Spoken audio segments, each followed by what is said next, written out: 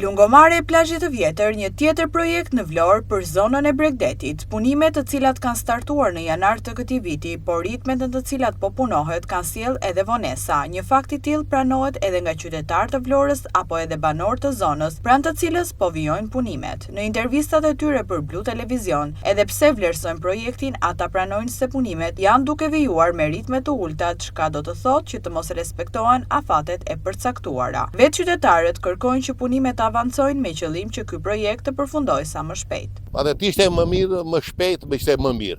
Tani edhe kështu që janë vazhdojnë me lëviz, edhe ande e gërmuan edhe mbushën me çakalla të hyrjen atje te porti. Edhe është shumë mirë. Ne vazhdojmë, ne jemi këtu, inshallah e gëzojmë, rrojmë neve që ta shikojmë të përfunduar tërqereka apo sa ç'a niveli të arri. Kaq, mirë jemi, mirë. Sa më shpejt të mbaroj, mirë është, megjithatë di shteti, di qeveria, se sa fondet, maqineria, etj. Po si ja vlen, çfarë duhet? Do shtëpi të mirë duhet i dërem apo me shtëpinë e vjetër? Shumë mirë, po vazhdojnë. Edhe kështu vazhdojnë siç po vazhdojnë. Po punohet.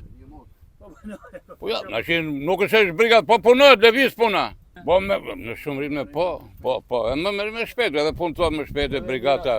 E mira s'ka fund, po ne duan sa më shpejt mbaroj. Te Lungomares po eci me ritme shumë të avashme. Tash nuk e di se si e kanë planin këta, po nëse po vazhdoj kështu do zgjati shumë. Inshallah, shpresojmë se për një vit e gjysmë mas e mbaron.